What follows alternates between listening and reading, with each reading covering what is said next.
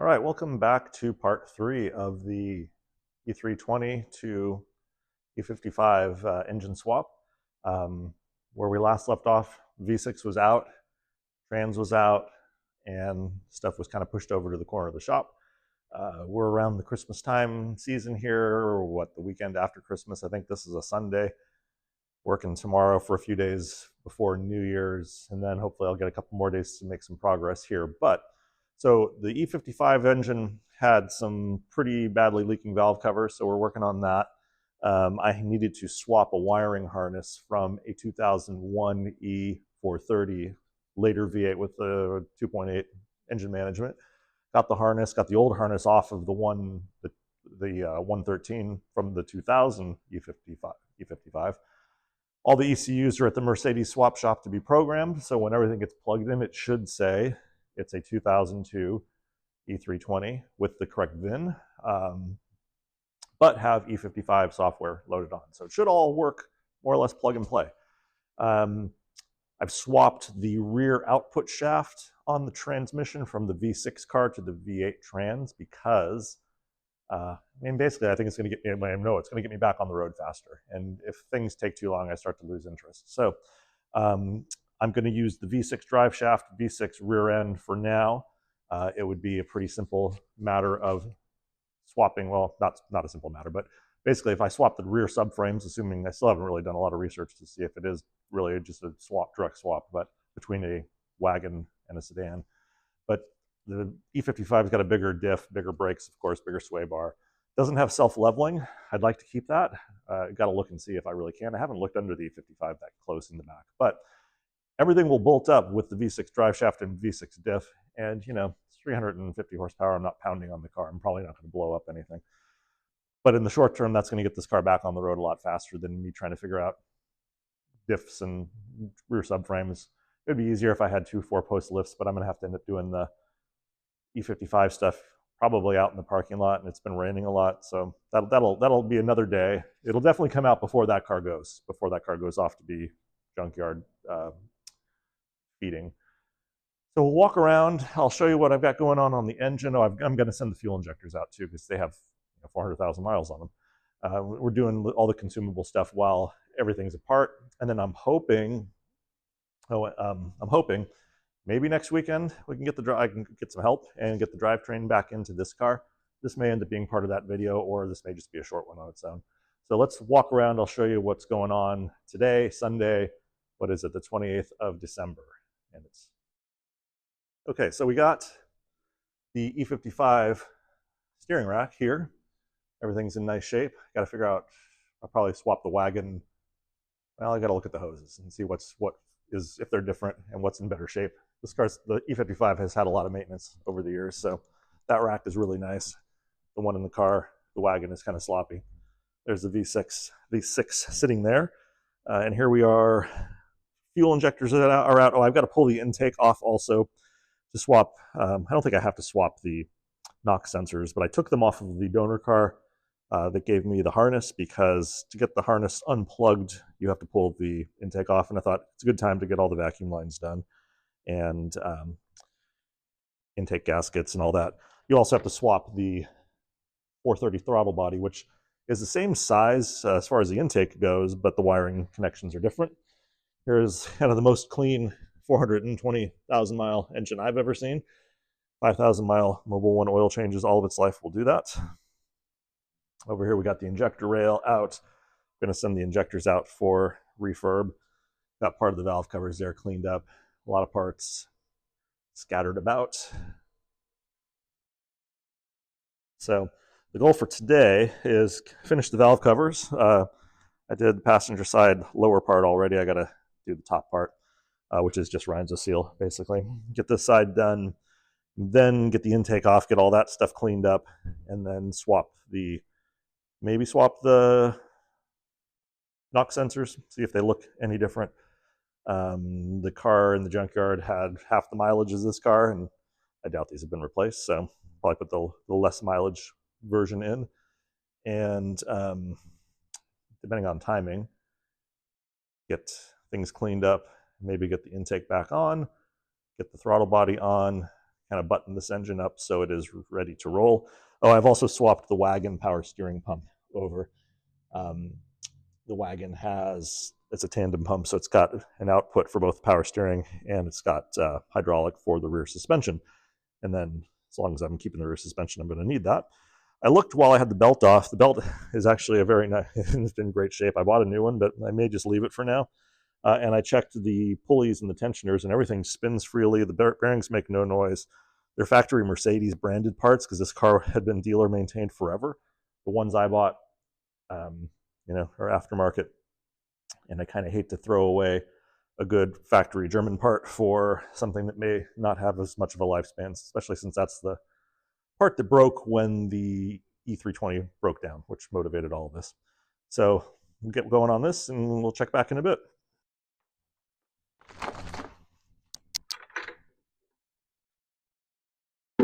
All right, so here's the makeshift workstation here.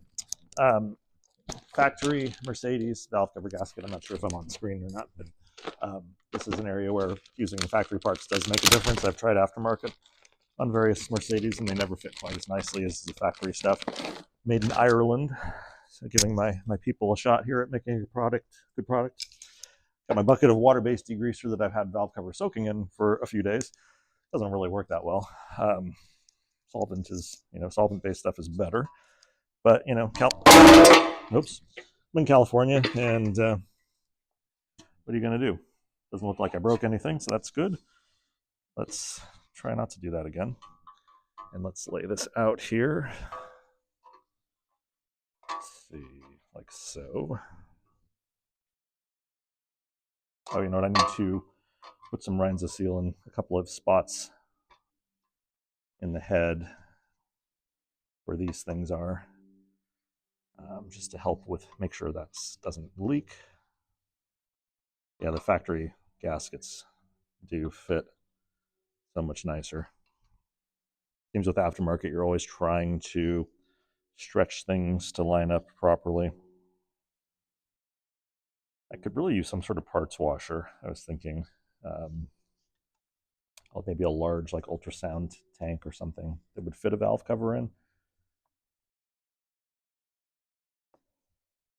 I have to keep an eye out for some used equipment. Let's get the sealant right there. Renza seal. Just a little bit of this going into these like recesses. At least this is what you would do on a BMW. Very light coating onto the surface. The oil filter housing will block what I'm doing, so you can't see it, which is good in case you don't think I'm doing a good job. Did I turn the mic on? Yes, I did. Done that before. All right, so those are looking all right.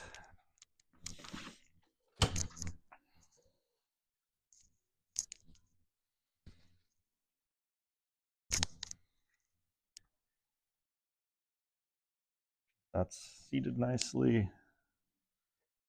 All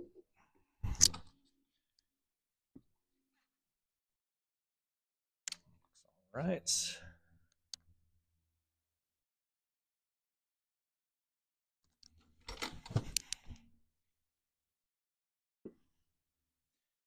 And we got the bolts also soaking in some water-based degreaser.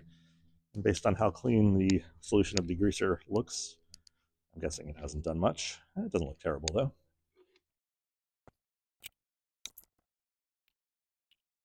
I do wonder how many times in 422,000 miles this car's had valve cover gaskets replaced. There was a lot of built-up sealant around these areas that are just sealant, no gasket. It took a long time to clean, much longer than I expected, which is why I'm thinking it'd be nice to have some sort of parts washer or something that I could just stick these in rather than sitting here scrubbing them with wire brushes and whatnot.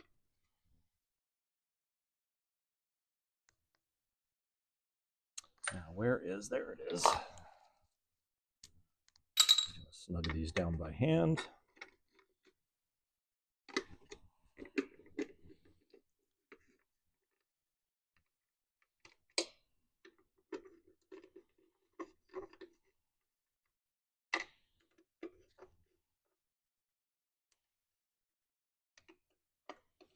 New sweatshirt for Christmas.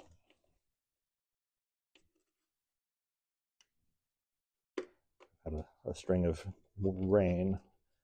The nice thing about the rain is the weather was a lot warmer. Now we're back to cold, foggy, dry. Cold for California, 40s.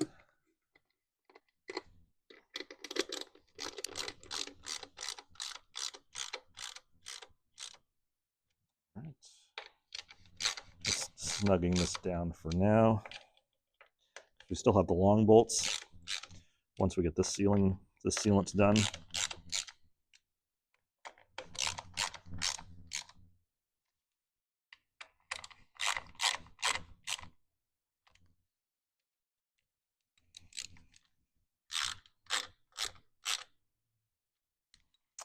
all right, so that's on. Let me get the other stuff here.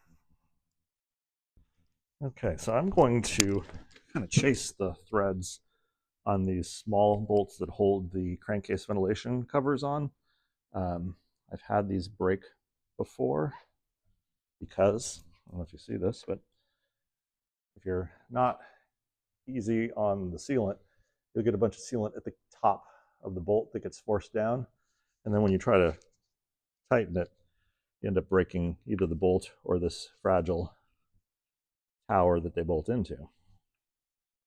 First time I did valve cover gaskets on this one of these engines, I learned that.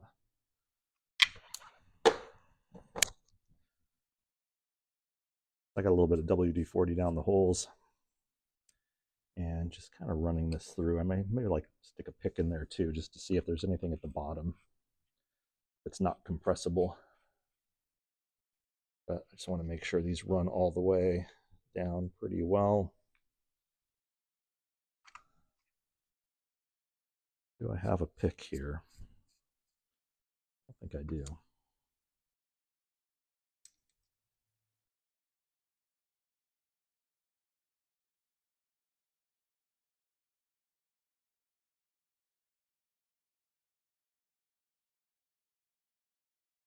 That went all the way down.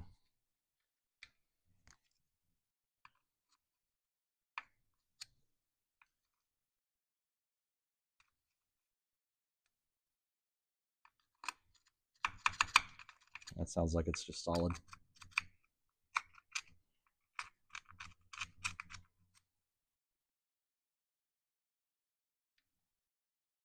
And to drop anything down a hole.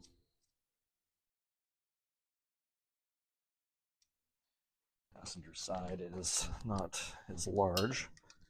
There are only 2 bolt holes.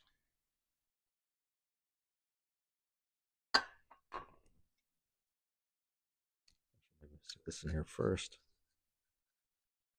That feels like it's got something in there. As does this. There.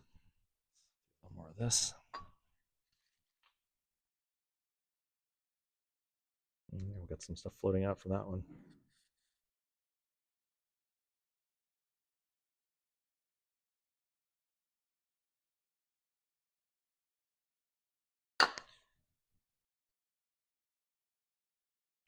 Yeah, that's better.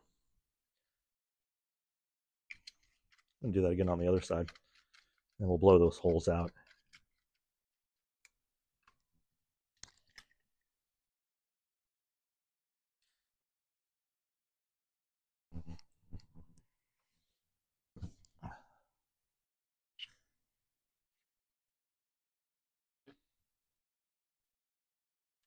It's kind of seeming pretty clean.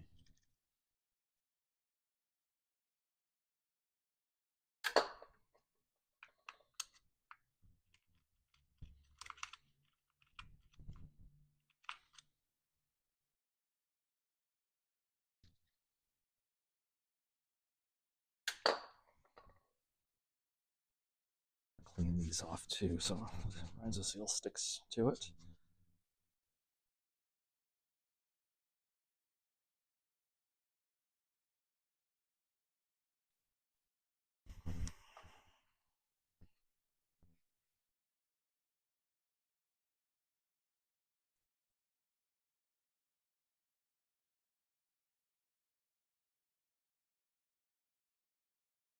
have the radio down really low. I wonder how good these noise canceling microphones are. Usually you don't hear any music, so that does not go all the way in. We got stuff in there still. And I almost dropped the socket down into the valve cover, which would be no good.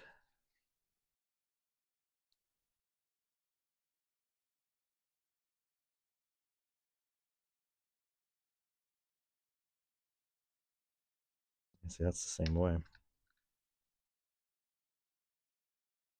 wonder if that could be WD-40 in there.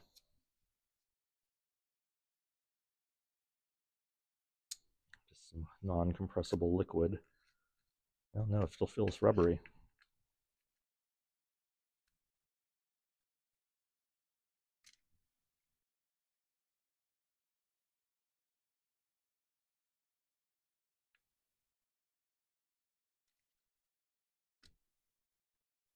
All right, a little compressed air. I'm going to turn this off for a second to kick on the compressor. So this came with as a kit from FCP Euro, which generally they have great stuff and great kits. Comes with the valve cover, the factory Mercedes valve covers, Mercedes branded sealant, which I'm going to use on these, a fresh set of these aluminum screws to hold the covers on. But in looking at these, this is what happened. I was helping Joe with the S211, and we broke one of these towers because the bolt hit bottom and cracked it. The bolts that come with the kit are very slightly longer than the bolts that I just took out, which are probably factory Mercedes. Not a lot, but it's like a millimeter, 2 millimeters maybe, probably two, a couple threads worth, which is probably a bad thing. And that might be why they bottomed out. So I'm going to clean up the old ones. Hopefully I have them all sitting here still. There should be 1, 2, 3, 4, 5.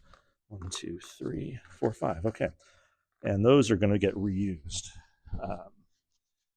in there. So next up, we got our Mercedes branded sealants. Need to put a little hole in here, cut the tip off the cap, and then you got a little plunger that drives down. And this is what we use. This is what I made in Italy. Label date January of 2020. So there we go. You want a very thin bead so you don't have a bunch of goop going into your valve cover and maybe eventually into your oil pump. I had a there we go. There's a razor blade.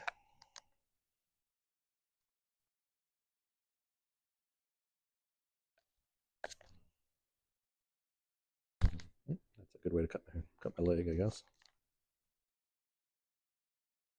Problem with these is it's like once you open this, you definitely have a limited amount of time before this thing congeals, and you just have a solid tube.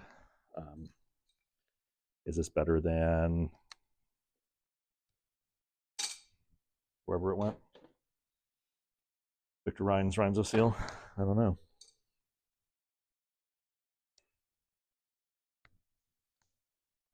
There we go. But it came in the kit, so may as well use it.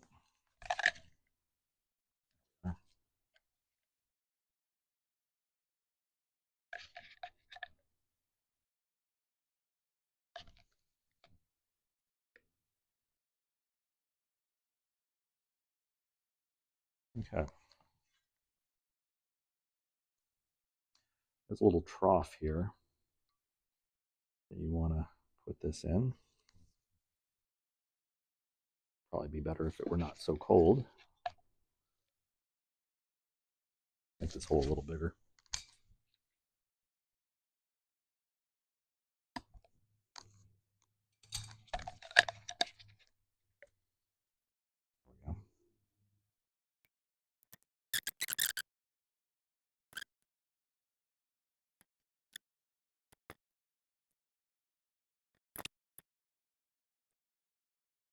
All right, so that looks pretty good. Now we're supposed to do a little ring around the bolts.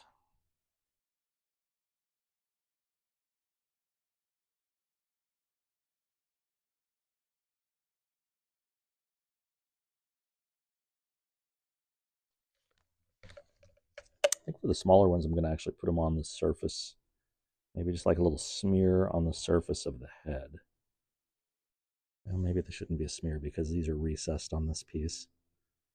But I think that's where sometimes you can get into trouble if there's too much. The bolt is going to go through the sealant and coat the threads, and that's going to cause an issue. Slightly. Then we need 1, 2, 3, 4 of the long bolts.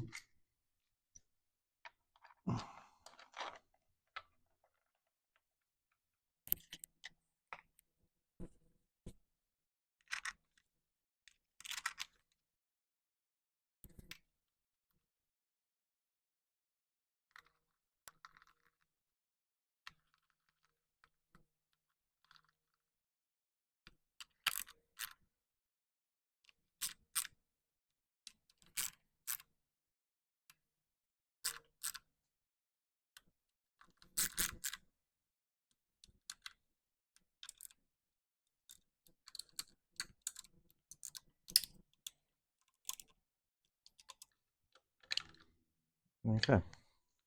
It's snug. I'm seeing just a hint of sealant coming out from around the crankcase vent cap.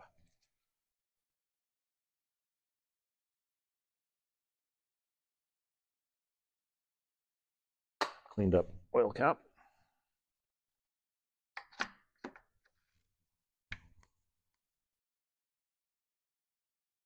All right. Rinse and repeat with the other side. I don't think you need to watch that again. And we'll start working on taking this off. Okay, valve covers are on without any major casualties. Trying to keep my area clean here. We've got to take the intake off now. And we'll clean up what we can, and that'll probably be it for the day. Same size, no? No, it's bigger. Bigger than the valve covers. These are the e-Torx kind of inverted Torx bolts. I'm going to try to remove, I'm trying to remember how I did this at the junkyard because I had to take the intake off to get the harness out and I didn't want to cut anything. And I think I took the EGR, I think this is an EGR. I don't know what this is. This might be, yeah, this may be EGR. I don't know. I think I took it out with the manifold. Let's break all these loose.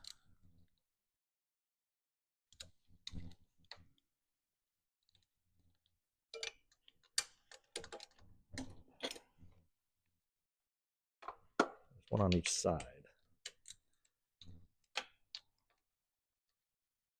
I've blown out the area. I should have really pressure washed this engine before it came out, but I blew out all of the loose stuff. So hopefully I won't get a ton of things falling into the intake ports.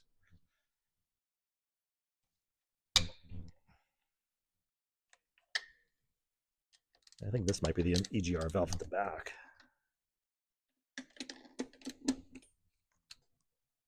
Let's go to electric tools.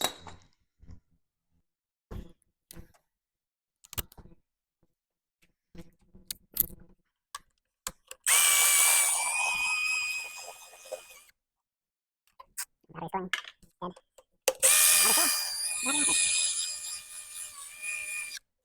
Okay, did not fall down anything bad. That's dirty, really. I'll throw them in the soup.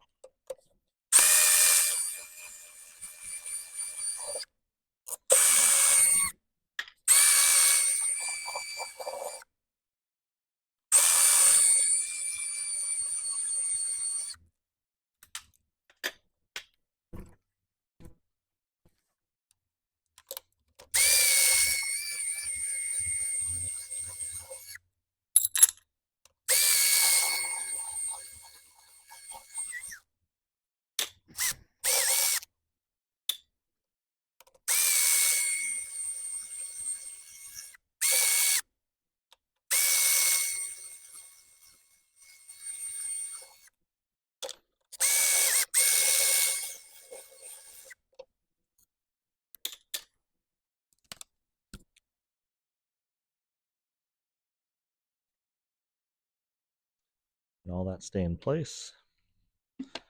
Let's see. Oh wait, this is still, oh, it's in there. So we got a vacuum line. These just are connecting to each other. We got 2 vacuum lines going to the intake here. Oops. Yeah, they're both ready to be replaced.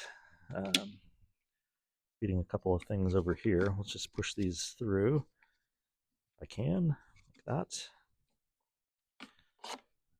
2 vacuum lines going to these things here.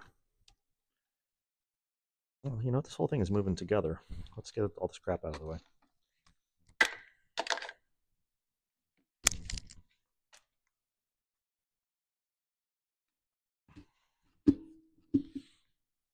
Oh, there's one more bolt for this, whatever it is, EGR thing.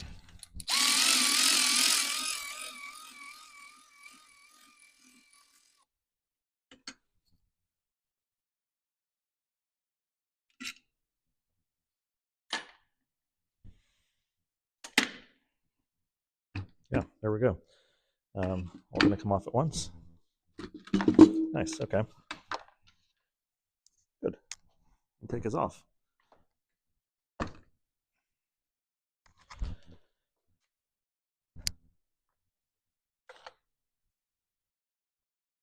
little bit of debris fell in.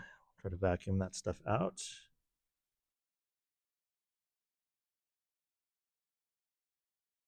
Ports look clean. They're not really oily. Flip some sort of plastic thing. All right, this is all that's left holding the harness in. Let's clean this up. I'm gonna have to reuse this. I think is EGR.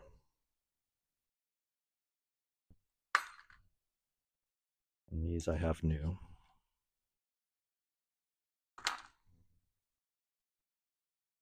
Get a vacuum and clean up some of this.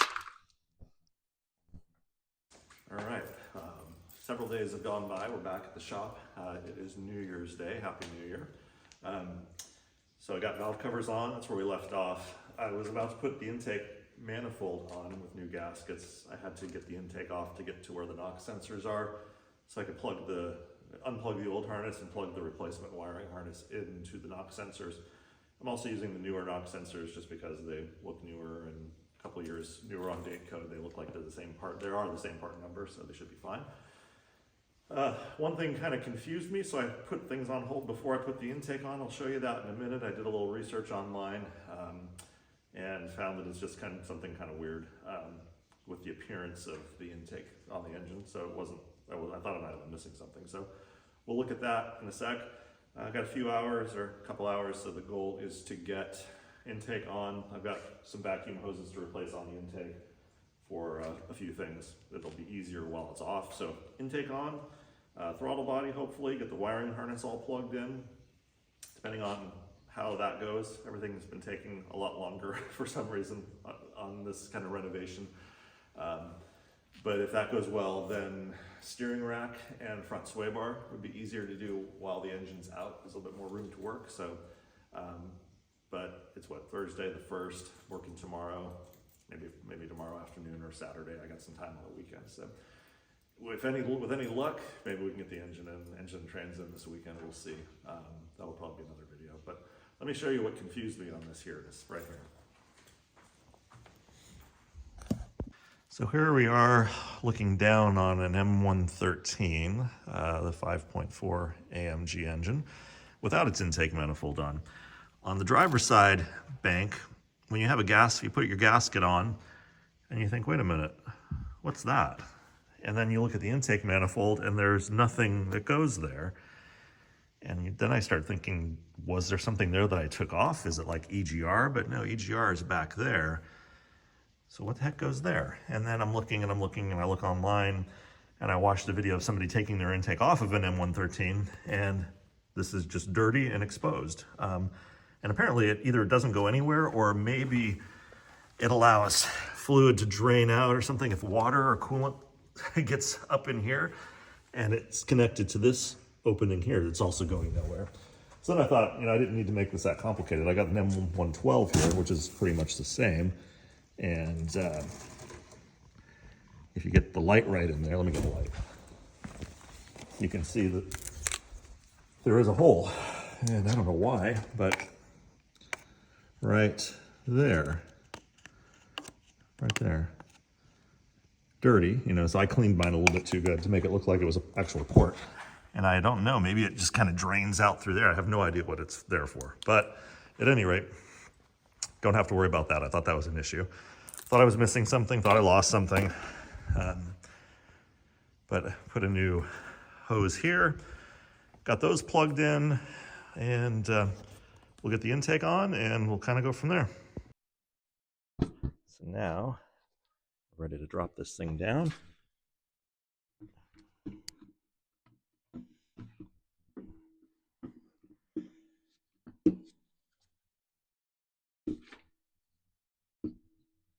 There we go. The light. There's the light.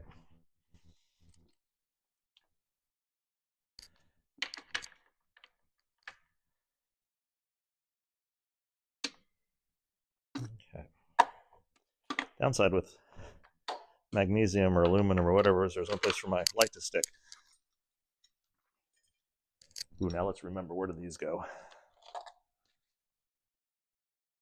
There was one in the back, one in the front. No, they were, or were they both? They were both in the back. Are they were the very back? Shit. Let's find a picture. Hold on. Okay, reviewed some pictures. These go in the very back. Should be one on either side. I need the right socket to start this.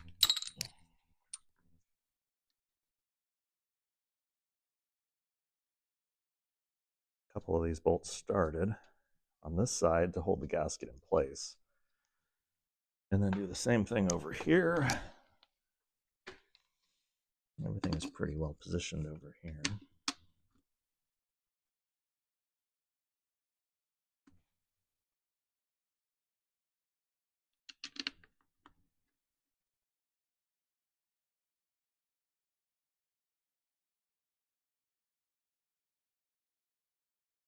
And there's two ports on the top of the engine. If I ever, and I know, I figure out where those go to actually. Oh, right here.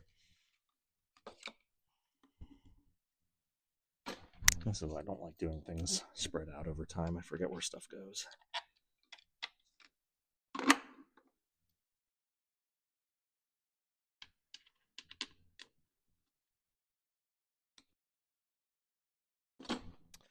Where did that socket go that I was just using?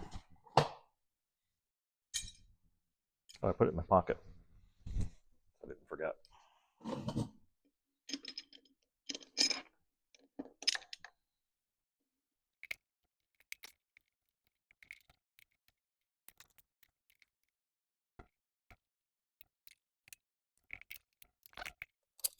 Let's see, is there a difference between these?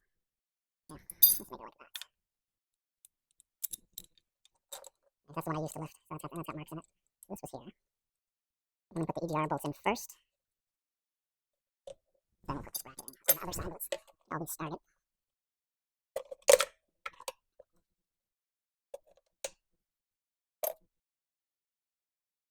All right, mental note. This connector here, which I don't know, maybe is a temperature sensor, and this connector here on this vacuum valve are the same type of connector. It could reach either way. The way the wiring's bent, I think this goes here and this goes here, which is front passenger side of the engine. But if things don't work, try switching those. All right, so harness is in. Everything went pretty well. I need to extend this harness for the airflow meter still. I don't have my electrical stuff here with me to splice some wires, but otherwise, yeah, this engine is pretty much ready to go in. Still need to do the steering rack and stuff on the body. I'll probably do that on Friday or Saturday. So we'll check back in a couple of days.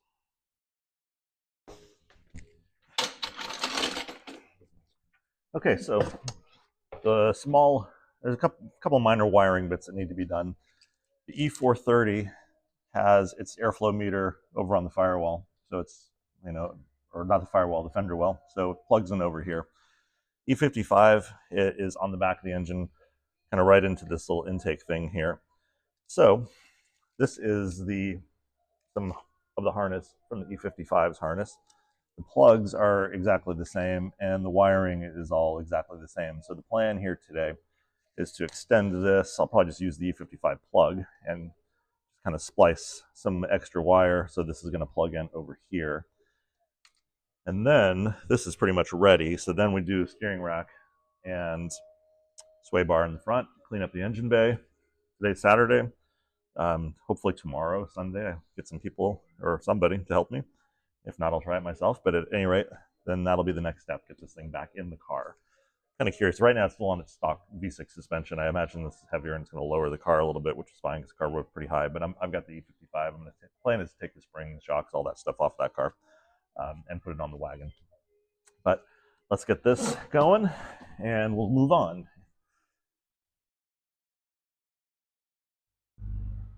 All right, so I got a couple cars running because I'm moving stuff around if you hear background noise, but harness is extended. I need to maybe get something a little bit more insulating because EGR is right here and it's going to be close to it. The factory harness kind of sprouts out from back here. So this is long enough I could probably loop it a little bit, but I also want it to look nice. So, but that's ready. And I think everything on the engine is ready to go. Vacuum lines are all replaced. This should all just plug in. I don't have the computers back yet, but when that comes back, that'll plug in, I hope, and work. So it's left on the car now. I still need to kind of bend this out. This core support's pushed back a little bit. Someone must have bumped into like a high curb or something in a previous ownership time, but I got some spray-on degreaser. I used this stuff when I was doing the valve covers. It actually works pretty well. So do a little cleanup of the engine bay. I'm going to do this sway bar and the steering rack now. And then I need to find, so the V6 cars only have one electric fan as a puller behind the radiator. The V8 car, as you've seen, has a mechanical fan, which I need to find a wrench to get that off. It'll be easier, I think, to get the engine in if it were not in the way. The wrench I have for BMW is too small. But it's also got a pair of auxiliary electric fans in the front. And there's another pigtail harness that I'm going to look, if the rain stops for a minute, on the E55 and see if that maybe connects somewhere in the car and it's not part of the body harness. Otherwise, we'll figure out how we're going to run the auxiliary fans. I assume I could probably just take the regular fan control wiring and plug it into the aux fans. They may end up running more than they need to, but at least they'll work when the AC goes on and stuff like that. So I want to bring this down a little bit, do a little cleanup. Maybe I'll do some cleanup from underneath here too, get some light, and we'll start working on this steering rack. Okay, first off, let's just try to bend this a little bit.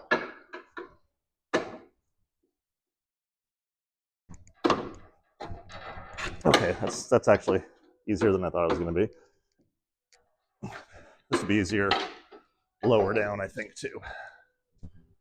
But that's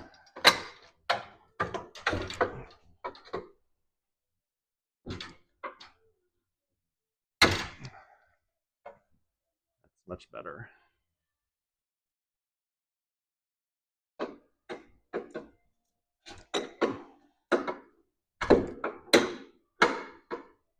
Okay, let's bring the car down a bit.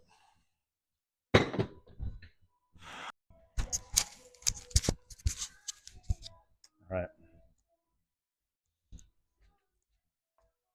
Working on the steering rack here. Pop the ball joints out of the tie rods.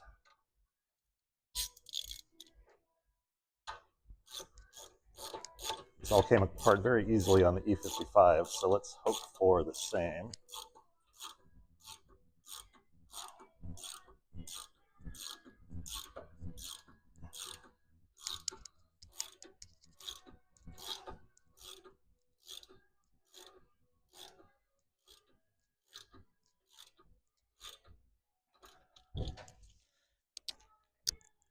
Try this from over here. So maybe my face isn't right there.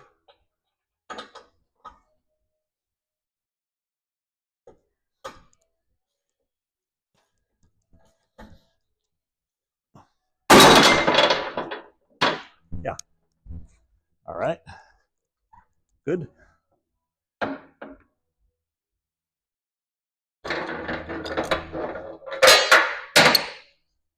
That never gets old, huh?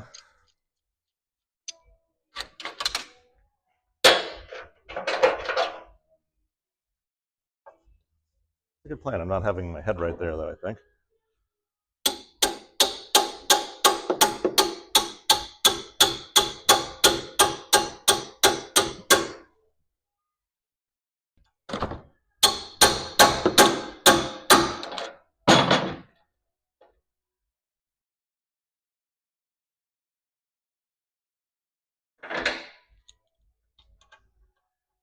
Start it.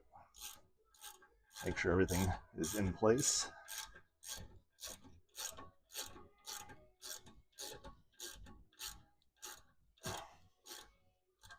And now, use the protection of the tire.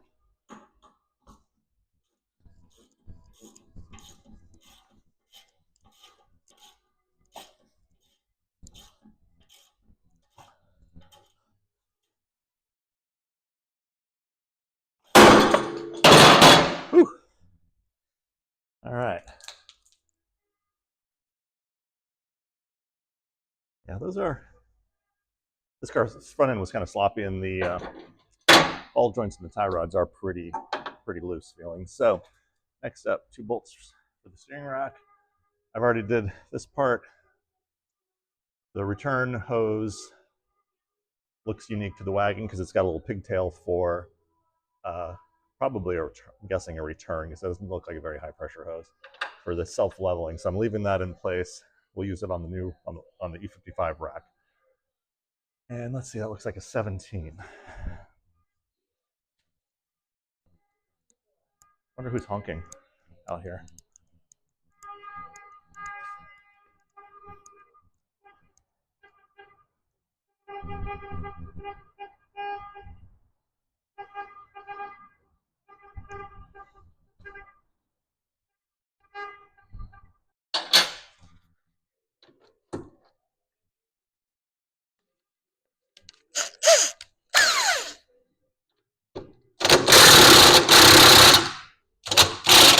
Okay.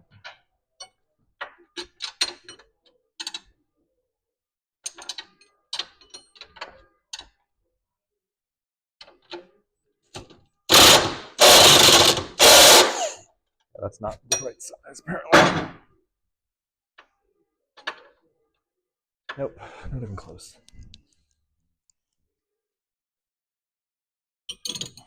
How about 15?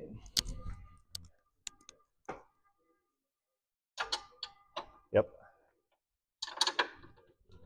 Okay, back to that.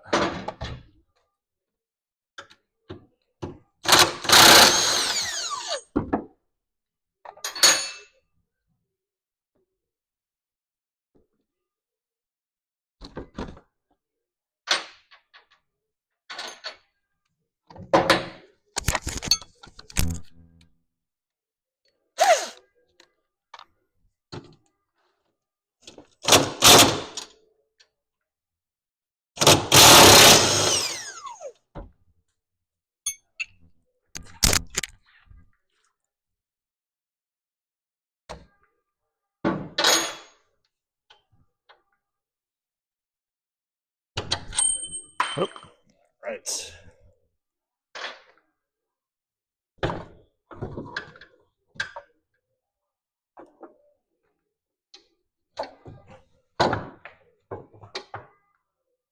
That's what I'm noticing. This would be easier if the sway bar was not here.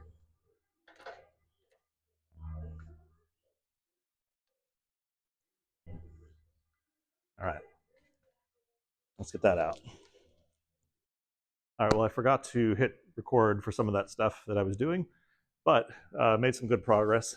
Steering rack is swapped, sway bar is swapped, found the fan harness from the E55, and traced it back, and it actually plugs into the same connector that's like right up here. So I think I could just swap the connectors because they're both kind of heavy gauge wire. They look like in the same colors also. So I'm going to see if I can just swap the connector, and then I'll be able to plug this car's fan harness into the auxiliary fans from the V8 e55. So I think we're going to end this one here. Next up, hopefully tomorrow, we'll be getting the engine and trans into this car. If I could physically get the engine and trans in, that'd be great, and then I can kind of get everything else pieced back together. I'm going to be waiting on ECU, which I need to check with them and see what's going on with that. Fuel injectors, and I need to find some things like trans cooler lines and stuff like that. I got stuff kind of scattered all over the place right now, so I need to get organized. I've been spending a little bit of time just kind of cleaning up and finding everything. But good progress today. Thanks for watching, and we will see you back soon, hopefully with an engine going into this thing.